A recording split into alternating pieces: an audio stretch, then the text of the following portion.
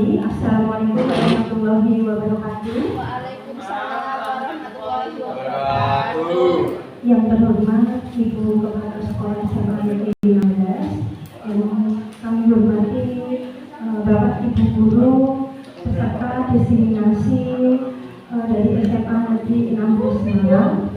Yang pertama, marilah kita panjatkan puji syukur kehadirat Allah Subhanahu wa Ta'ala yang telah memberikan rahmat dan hidayahnya kepada kita sehingga pada hari ini kita bisa berkumpul bersama untuk acara diseminasi budaya positif. Bapak Ibu, sebelumnya saya selaku calon guru penggerak dari angkatan 11 pada hari ini mencoba untuk menerapkan beberapa konsep ya yang sudah kami dapat untuk didiseminasikan kepada Bapak Ibu guru semua supaya nanti ke depannya kita bisa sama-sama mengerti dan sama-sama memahami dari kurikulum merdeka apa arahannya dari Kemendikbudristek tentang pemahaman kurikulum merdeka. Baiklah Bapak Ibu, langsung saja dalam hal ini yang akan kita bahas dalam diseminasi kali ini itu adalah budaya positif. Jadi menciptakan budaya positif di lingkungan sekolah, terutama di lingkungan SMA Negeri 16 Semarang, di mana pada tujuan akhirnya yaitu pembelajaran yang berpihak kepada murid dengan tujuan murid nantinya bisa mendapatkan keselamatan dan kebahagiaan yang setinggi-tingginya ketika mereka memperoleh pembelajaran di SMA Negeri 16 Semarang. Bapak Ibu, sebelumnya ini ada ice breaking ya. Sebelum kita memulai diseminasi pada hari ini, mari kita membuka pengawalan diseminasi pada hari ini dengan ice breaking sebentar. Bapak Ibu guru mungkin bisa berdiri untuk sebentar. Oh iya, kita bergandengan tangan dengan teman kita. Iya, coba. Sudah ya, kita sudah bergandengan tangan. Ya, ayo Andi. Ya, kita bergandengan tangan. Terus coba kita tersenyum ya dengan teman kita. Kita tersenyum ya, tersenyum dengan teman kita sambil memikirkan hal-hal baik yang pernah teman kita lakukan untuk kita. Coba kita membayangkan hal-hal baik yang sudah pernah teman kita lakukan untuk kita. Ya, bantuannya atau mungkin dukungannya, gitu ya. Dia kasih sayang dari teman kita. Coba kita hal-hal baik yang sudah teman kita lakukan. Ya, coba sekarang boleh berpelukan dengan teman kita. Memang itu misalkan ada hal-hal baik dari teman kita, bisa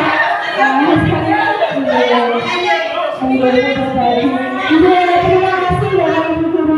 Terima kasih. Terima kasih. Bisa duduk kembali. Mungkin dari itu ya, jadi ini adalah budaya positif ya. Budaya positif itu merupakan nilai-nilai kebajikan ya, nilai-nilai kebajikan yang ada di dalam diri kita ya, yang kita nanti wujudkan dalam tingkah laku atau perbuatan-perbuatan yang bernilai universal seperti itu ya, yang bernilai universal itu adalah budaya positif. Jadi ketika kita dengan teman kita, Bapak Ibu guru tadi berpelukan ya, itu yang kita pikirkan adalah kebaikannya, ya, jadi bukan keburukannya, ya. Jadi kebaikan yang sudah teman kita lakukan untuk kita, yang sudah dia berikan untuk kita, ya. Dan kebaikan itulah nanti yang menjadi dasar kita, ya, untuk melangkah lebih baik. Seperti itu salah satu SDG kita hari ini. Terus selanjutnya Bapak Ibu, untuk latar belakang diseminasi ini itu antara lain konsep inti dari budaya positif itu belum kita pahami secara merata nih di lingkungan sekolah dan belum tercipta dengan baik. Oleh karena itu perlu adakan aksi nyata dalam bentuk pengimbasan agar terbangunnya budaya positif di sekolah. Terbentuknya motivasi intrinsik pada murid melalui pembuatan keyakinan sekolah atau keyakinan kelas. Terus tolak ukurnya adalah terlaksananya diseminasi pemahaman budaya positif di sekolah, terciptanya keyakinan kelas atau sekolah melalui kesepakatan yang dilakukan antara guru dan murid. Terus adalah penerapan dari segitiga restitusi ya, yang menjadi alat utama dalam menyelesaikan setiap persoalan di kelas.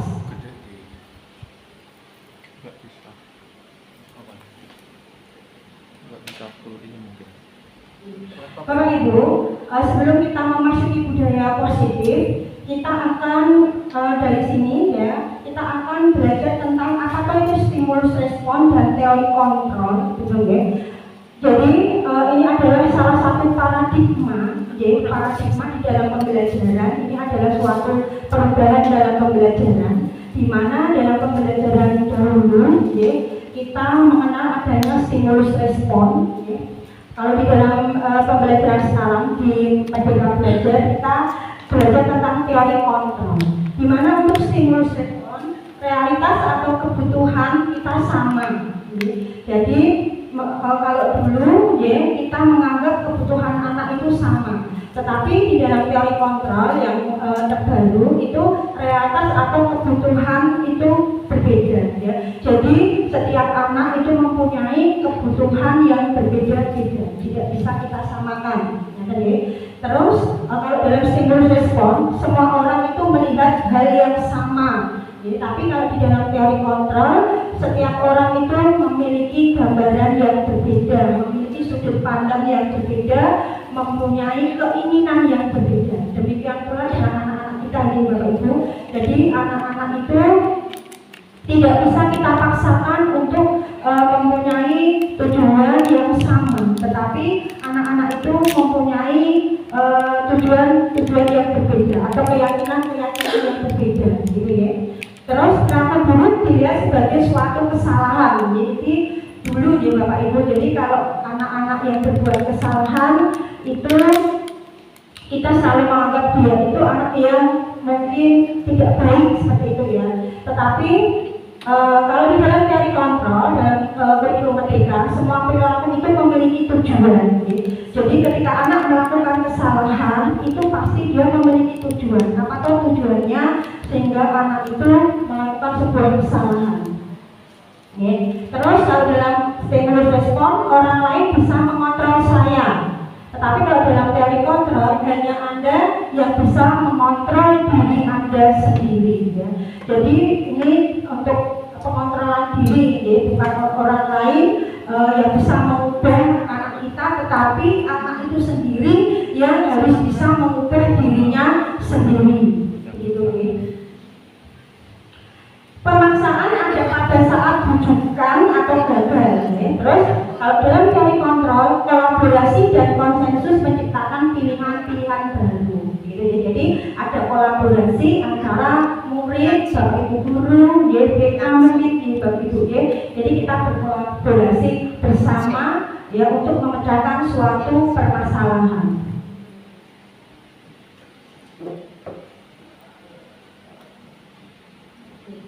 Terus kita masuk ke disiplin positif nih Bapak Ibu. Jadi disiplin positif itu merupakan perwujudan dari budaya positif ya. Jadi dalam disiplin positif, apa disiplin positif itu? Disiplin positif itu merupakan suatu cara penerapan disiplin yang mengajarkan anak untuk bertanggung jawab dan menumbuhkan kesadaran diri berdasarkan nilai-nilai kebajikan. Jadi di dalam disiplin positif itu anak-anak harus tumbuh sendiri dari hatinya, gitu ya, dari hati yang paling dalam, gitu ya, untuk menumbuhkan sikap mereka sendiri, yaitu tanpa ada suatu paksaan dari orang lain atau dari bapak ibu guru seperti itu. Dan tumbuhnya kesadaran diri itu didasarkan kepada apa? Kepada nilai-nilai universal. Nilai-nilai universal itu nilai-nilai yang baik, nih Bapak Ibu, bertanggung jawab, terus mandiri, jujur, gitu ya, kreatif, ya, dan sebagainya. Nah, nilai-nilai universal yang kita tanamkan di dalam kurikulum Merdeka itu adalah profil pelajar Pancasila ini. Kita kenal dengan profil pelajar Pancasila. Nah, profil pelajar Pancasila ini termasuk salah satu nilai-nilai universal yang harus kita kembangkan kepada anak-anak. Gitu. Ada kreatif, mandiri, berkebinekaan global, dan sebagainya. Disiplin positif menanamkan motivasi pada murid-murid, yaitu motivasi intrinsik yang berdampak jangka panjang, motivasi yang tidak akan terpengaruh pada adanya hukuman atau hadiah. Jadi di dalam disiplin positif itu, ya, itu merupakan yang timbul dari perilaku anak itu adalah motivasi intrinsik. Motivasi intrinsik itu adalah motivasi yang timbul di dalam diri mereka sendiri atas dasar kesadaran dari anak, bukan karena sebuah hukuman, ya, atau keterpaksaan. Hukuman itu suatu paksaan, ya, atau karena dapat hadiah.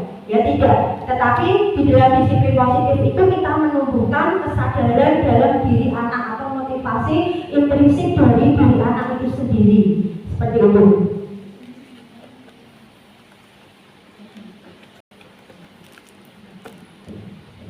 Untuk disiplin positif Bapak, Ibu, ya, untuk menerapkan kesadaran dalam diri anak, itu kita sebagai seorang guru itu perlu untuk mengidentifikasi yang namanya motivasi perilaku manusia. Jadi anak berbuat sesuatu itu apa motivasinya? Nah, motivasi perilaku manusia itu menurut Gazet itu dibagi menjadi 3, yaitu 1, untuk menghindari ketidaknyamanan atau hukuman. Yang kedua, untuk mendapatkan imbalan atau penghargaan dari orang lain. Ya. Nomor 3, untuk menjadi orang yang mereka inginkan dan menghargai diri sendiri. Ya. Jadi ketika motivasi ini yang harus kita kembangkan di dalam kurikulum Merdeka itu adalah yang ketiga, Bapak Ibu, yaitu untuk menjadi orang yang mereka inginkan dan menghargai diri sendiri, bukan karena keterpaksaan atau mungkin imbalan atau mungkin karena hukuman dia melakukan sesuatu, tetapi lebih kepada bagaimana cara dia untuk menghargai diri mereka sendiri. Dengan anak, kenapa anak itu kok sering mungkin berbuat tidak baik? Jadi, kenapa? Apanya yang kurang? Nah, ini bisa kita lihat dari kebutuhan dasar dari manusia. Manusia itu mempunyai 5 kebutuhan dasar, yaitu yang pertama adalah kebutuhan untuk bertahan hidup, kebutuhan akan kasih sayang dan diterima, kebebasan, kesenangan ataupun penguasaan. Kelima kebutuhan dasar ini bila tidak dipenuhi oleh anak, gitu ya, mungkin akan menimbulkan dampak yang kurang baik terhadap siswa. Kebutuhan untuk bertahan hidup, jadi kita harus juga tahu, ya, anak itu mempunyai kebutuhan bertahan hidup, yaitu kebutuhan yang bersifat fisiologis untuk bertahan hidup, misalnya kesehatan, rumah, makanan, gitu ya. Terus di sini psikologis pada kebutuhan ini meliputi kebutuhan akan perasaan aman, ya, terutama di sini kalau di sekolah, ya, kita sebagai warga sekolah atau kita sebagai bapak ibu guru harus bisa mengusahakan rasa keamanan anak ketika mereka berada di dalam sekolah, ya. Untuk kesehatan, rumah, makanan, ya, mungkin ini juga salah satu hal, ya, pokok utama, ya, yang juga harus dipenuhi anak. Jadi seperti makanan, ya, anak-anak itu makanan itu ada tanggung jawab dari orang tua, ya. Tapi ketika kebutuhan makanan mereka itu tidak tercukupi, gitu deh, tidak tercukupi di rumah, ya, terus nanti mungkin di sekolah dia bisa bertindak yang tidak baik, misalkan mencuri makanan di kantin atau mungkin mengambil makanan di koperasi. Berarti di sini kebutuhan hidup akan makanannya dia itu berkurang atau tidak ada, gitu lah. Ini kebutuhan hidup yang berupa seperti ini itu dari kebutuhan anak. Terus yang kedua adalah kebutuhan akan rasa kasih sayang dan diterima. Ya. Kebutuhan ini yaitu kebutuhan untuk disayang dan diterima, meliputi kebutuhan akan hubungan dan koneksi sosial, kebutuhan untuk memberi dan menerima kasih sayang, dan kebutuhan untuk merasa menjadi bagian dari suatu kelompok. Kebutuhan ini juga meliputi keinginan untuk tetap terhubung dengan orang lain seperti teman, keluarga, pasangan hidup, teman kerja, binatang peliharaan, dan kelompok di mana kita tergabung. Jadi setiap anak itu mempunyai kebutuhan akan rasa kasih sayang, rasa disayangi, rasa diterima, seperti itu. Oleh karena itu kita sebagai orang tua murid atau bapak ibu guru juga harus mengetahui atau di sini menerapkan rasa kasih sayang kepada anak, gitu supaya dengan rasa kasih sayang ini nantinya ketika kebutuhan mereka tercukupi, rasa kasih sayang diterima di sekolahan, mungkin anak lebih bisa lebih baik dari yang kita inginkan. Terus selanjutnya adalah penguasaan Bapak Ibu atau kebutuhan atas pengakuan. Kebutuhan pengakuan yaitu kebutuhan dan kekuatan untuk mencapai sesuatu, menjadi kompeten, menjadi terampil, diakui atas prestasi dan keterampilan kita, didengarkan dan memiliki rasa harga diri. Ini adalah kebutuhan tentang penguasaan atau pengakuan. Jadi ketika anak yang terakhir adalah kebebasan Bapak Ibu. Kebebasan di sini adalah kebutuhan akan pilihan. Kebebasan di sini bukan berarti kalau di dalam kurikulum merdeka, kebebasan yang terarah atau kebebasan yang sesuai dengan nilai-nilai dari universal. Itu kan kebebasan yang terus berarti bebas tanpa ada suatu aturan atau nilai, tapi kebebasan yang sesuai dengan nilai-nilai kebajikan. Terus ini terakhir kesenangan Bapak Ibu, untuk mencari kesenangan, bermain, tertawa. Ini juga bisa kita lihat ketika anak-anak kita saat pelajaran jam kosong Bapak Ibu. Itu banyak sekali anak-anak yang bermain Bapak Ibu. Bermain bermain di lapangan dan ini kita juga harus mencermati Bapak Ibu untuk posisi kontrol rasa bersalah. Selanjutnya untuk posisi kontrol, kalau kita memposisikan diri sebagai teman, itu dapat posisi teman, murid akan bergantung pada satu orang. Terus murid tidak mandiri dan tidak bisa berpikir untuk dirinya sendiri, dia akan terus bergantung dengan orang lain.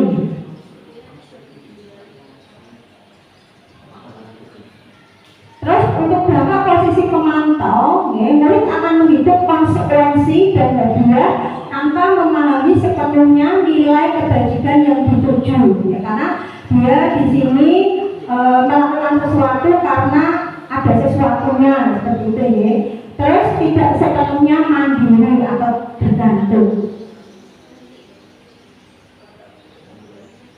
Ini Bapak Ibu, dapat posisi manajer ini. Murid menjadi mandiri, percaya diri dan dapat memecahkan masalah, tercipta identitas positif. Guru akan dengan terus mengajukan pertanyaan-pertanyaan yang bermakna dan membuka pikiran murid. Ini kita ketika berada di posisi manajer, Bapak Ibu, karena dalam posisi manajer ini guru menggali semua yang ada pada murid. Misalkan contohnya seorang murid melakukan suatu kesalahan Bapak Ibu. Kalau kita berada di posisi manajer, kita akan mengajukan pertanyaan-pertanyaan ke murid, kenapa murid melakukan hal tersebut, apa tujuannya dia melakukan hal tersebut dan bagaimana kalau dia melakukan hal tersebut itu dampaknya bagi dia itu ke depannya seperti apa. Itu adalah posisi manajer. Jadi menggali semua yang ada pada murid dengan mengidentifikasi apa yang potensi apa yang dimiliki oleh murid. Kita masuk ke keyakinan kelas ini. Jadi setelah tadi kita sebagai posisi kontrol, jadi kita terkait posisi kontrol mana yang bisa kita terapkan di dalam pembelajaran di sekolah. Tetapi nih Bapak Ibu, kemarin saya sempat berdialog juga dengan instruktur saya seperti itu. Apakah posisi kontrol itu harus manajer? Gitu ya. Tidak harus ya Bapak Ibu, tidak harus manajer. Tetapi terkadang juga bisa kita sesuaikan dengan kondisi keadaan pada saat itu. Nah, jadi kita bisa menjadikan diri kita posisi kontrol teman, terutama yang positif tadi juga Bapak Ibu, pemantau ataupun manajer seperti itu. Nah, dari posisi kontrol itu untuk menerapkan disiplin positif Bapak Ibu, itu kita juga perlu membuat apa toh yang menjadikan keyakinan kelas. Kalau dulu itu kesepakatan kalau dulu ada kesepakatan. Kalau sekarang itu kita ada istilahnya keyakinan kelas atau keyakinan sekolah. Jadi keyakinan ini kita buat bersama-sama dengan warga sekolah tentang nilai-nilai yang universal. Keyakinan kelas yaitu nilai-nilai kebajikan universal yang disepakati secara tersirat dan tersurat. Nilai-nilai kebajikan menekankan pada keyakinan seseorang akan lebih memotivasi seseorang dari dalam. Seseorang akan lebih tergerak dan bersemangat untuk menjalankan keyakinannya daripada hanya sekadar mengikuti serangkaian peraturan tertulis tanpa makna. Jadi dalam pembentukan keyakinan kelas ini, Bapak Ibu, kita bisa memotivasi anak dengan menggali apa yang dimiliki oleh anak, gitu ya. Jadi anak itu keinginannya ke depannya dia itu mau seperti apa, gitu ya. Nah, jadi misalkan kemarin Bapak Ibu saya sudah mencoba membuat kesepakatan kelas di pelajaran saya, di pelajaran bahasa Jawa, itu anak-anak sangat antusias sekali Bapak Ibu. Jadi kita jadi mengerti apa toh yang menjadi keinginan anak seperti itu. Antara lain kemarin itu adalah berani kalau mengajar bahasa Jawa jangan memakai cowok alis semua. Ini masih membatas pada anak-anak Bapak Ibu. Nah, tetapi juga kadang diselingi dengan lokal atau bahasa Indonesia karena terkadang kita kalau peramal semua tidak tahu Bu. Nah, oke, baiklah kita sepakati bersama. Nah, terus yang kedua kalau terlambat gitu kalau terlambat masuk kelas saat pelajaran bahasa Jawa itu jangan sampai kita lakukan kita sepakati bersama dalam masuk kelas itu harus tertib, tidak boleh terlambat. Nah, itu kita tuliskan bersama, terus kita rumuskan Bapak Ibu terus menjadi satu keyakinan bersama yang harus anak lakukan. Terus Bapak Ibu untuk menciptakan untuk menciptakan budaya positif melalui disiplin positif tadi bila kita memposisikan diri kita sebagai manajer Bapak Ibu, ini ada salah satu segitiga restitusi, gitu ya. Segitiga restitusi, apakah segitiga restitusi? Sebelum kita masuk ke segitiga restitusi, kita mengerti dulu apakah itu restitusi. Restitusi adalah proses menciptakan kondisi bagi murid untuk memperbaiki kesalahan mereka sehingga mereka bisa kembali pada kelompok mereka dengan karakter yang lebih kuat. Itu ya. Jadi restitusi ini, ketika restitusi ini bisa kita laksanakan ketika kita memposisikan diri kita sebagai manajer Bapak Ibu. Jadi kalau sebagai penghukum teman tidak bisa. Tapi ketika restitusi ini bisa kita laksanakan gitu ya ketika kita memposisikan diri kita sebagai seorang manajer. Sebagai seorang manajer ya kita harus bisa mengetahui kondisi siswa kita, keinginan siswa kita, kita identifikasi, kemudian kita mencari solusi atau jalan keluar yang terbaik dari permasalahan tersebut, sehingga tujuan yang akhirnya bisa membentuk motivasi intrinsik, yaitu motivasi yang ada di dalam diri siswa sendiri, bukan karena keterpaksaan, bukan karena hukuman ataupun karena penghargaan. Seperti itu. Ya. Nah, dalam segitiga revolusi ini, ya, kita kenal dengan ada 3 sisi, Bapak Ibu ini.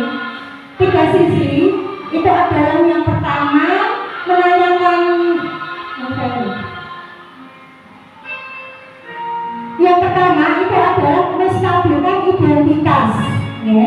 Berdasarkan prinsip membuat kesalahan adalah bagian dari proses pembelajaran. Jadi kita jangan menjudge anak bahwa anak itu melakukan kesalahan itu ya mungkin salah begini kok dihukum, tidak seperti itu ya Bapak Ibu. Di dalam menstabilkan identitas kita harus menyadari bahwa setiap orang itu pernah melakukan suatu kesalahan, gitu ya Bapak Ibu.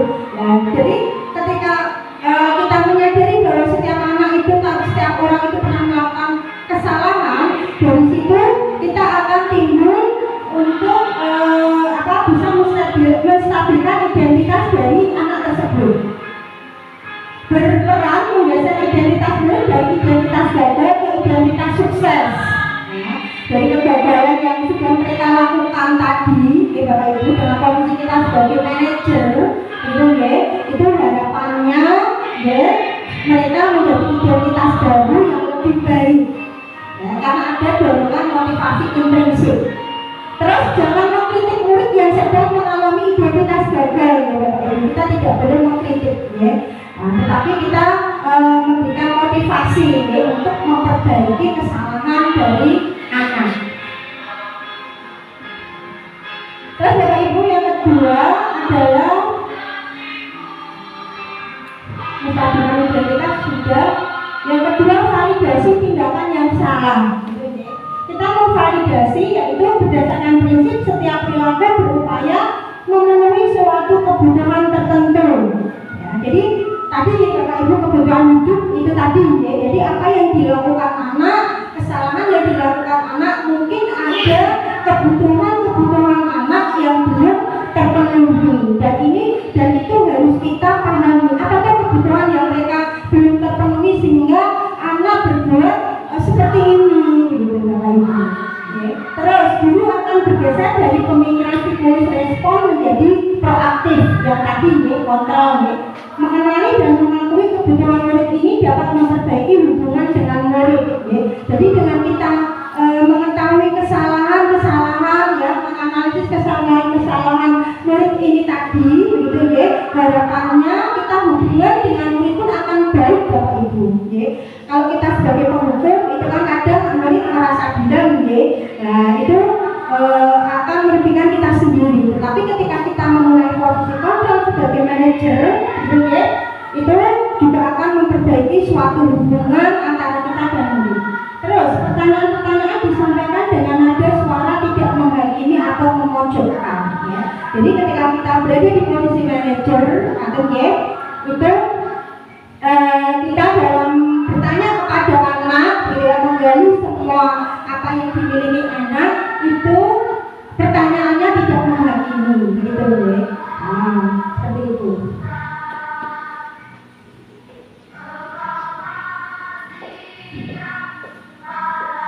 Terus yang kedua, yang ketiga itu adalah validasi sudah menanyakan keyakinan. Nah ini Bapak Ibu, teori kontrol menyatakan bahwa pada dasarnya kita termotivasi secara intrinsik. Saat perilaku telah divalidasi dan identitas sukses telah stabil, maka murid telah siap mengaitkan keyakinannya dengan tindakan yang salah. Jadi menanyakan keyakinan. Jadi setelah kita tadi membuat keyakinan plus, ya Bapak Ibu, keyakinan bersama yang sudah kita buat tadi, kok anak masih melakukan kesalahan. Dan ini di sini adalah menanyakan keyakinan. Kita wajib atau berhak menanyakan keyakinan kepada anak yang bersalah tadi tentang keyakinan yang sudah kita buat. Nah, misalkan di dalam pelajaran bahasa Jawa di Bapak Ibu, itu ada anak yang masih datang terlambat ketika pelajaran bahasa Jawa. Terus saya tanyakan keyakinan kepada murid, nah, apakah kamu masih ingat keyakinan yang sudah kita buat bersama? Nah, seperti itu. Jadi ini menanyakan keyakinan, ya, termasuk di dalam yaitu sertifikat restitusi. Ajukan pertanyaan itu Bapak Ibu sebagai keluarga kelas apa yang kita yakini, nilai-nilai apa saja yang sudah kita sepakati, ya, contoh seperti saya tadi. Ya.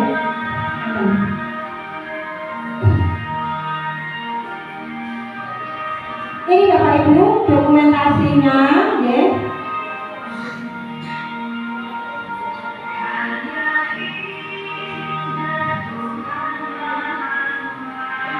Jadi saya juga sudah kemarin melakukan sedikit restitusi di mana saya menjadi posisi manajer ya Bapak Ibu. Ya, ini adalah ini si Friska itu ketika pelajaran bahasa Jawa dia itu tidur Bapak Ibu. Ya, tidur karena keyakinan yang sudah kita buat bersama di tahun 12 IPS 12 itu ketika pelajaran bahasa Jawa dia itu mendengarkan. Ya, tetapi bisa tidur di sini saya menanyakan keyakinan kelas ya Bapak Ibu dan sebagainya.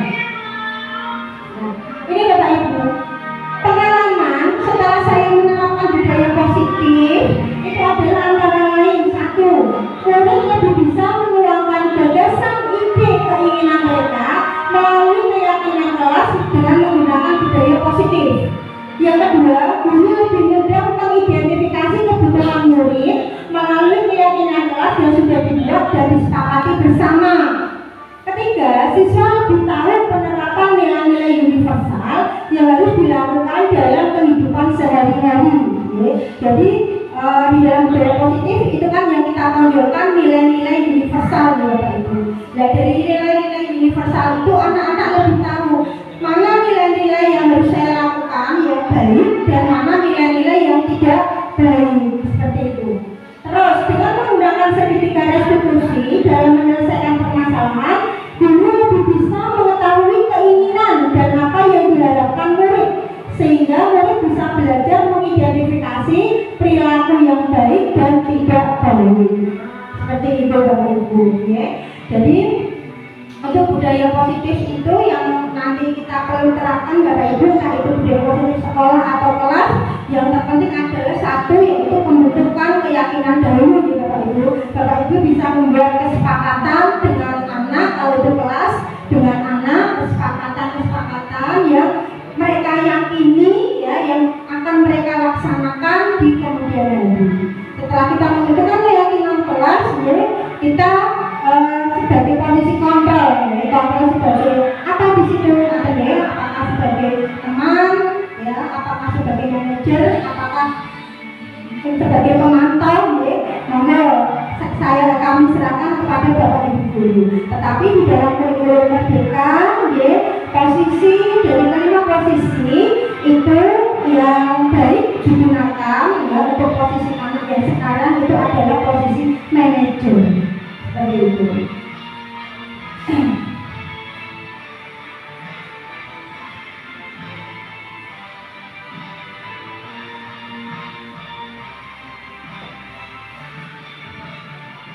Ini Bapak Ibu, saya mencoba kemarin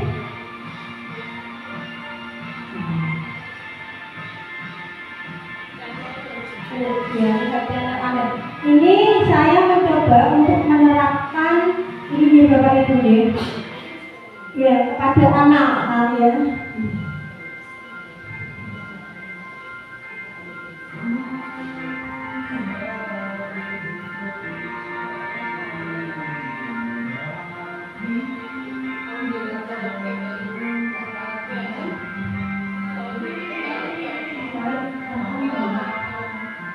Ini Bapak Ibu, kemarin ada kasusnya Krista, itu saya angkat ya. Ini dari Krista sendiri ya, dia mengungkapkan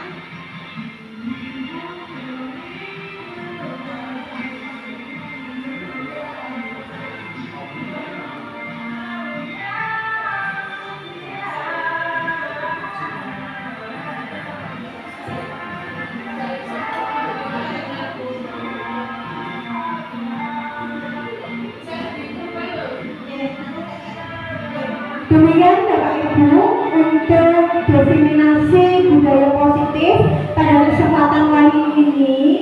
Semoga apa yang sudah sudah saya paparkan dalam kesempatan kali ini bisa kita maknai bersama di Bapak Ibu bahwa memang budaya positif itu perlu kita terapkan di dalam sekolah agar tercipta ya, suasana sekolah yang nyaman bagi anak, aman ya, dan menyenangkan ya, sehingga anak tidak terasa terhukum, tidak terasa tersakiti seperti itu ya Bapak Ibu, tetapi kita menggali semua potensi yang mereka yang ada pada mereka, keinginan mereka ya, itu kita tampung bersama gitu ya, dan untuk kita jadikan sebuah acuan ya dalam kita melakukan pembelajaran seperti itu. Terima kasih kepada Bapak Ibu yang sudah hadir dalam diseminasi pada hari ini. Semoga apa yang sudah saya sampaikan bermanfaat bagi Bapak Ibu semua untuk kedepannya. Terima kasih. Wassalamualaikum warahmatullahi wabarakatuh. Sehat selalu dan salam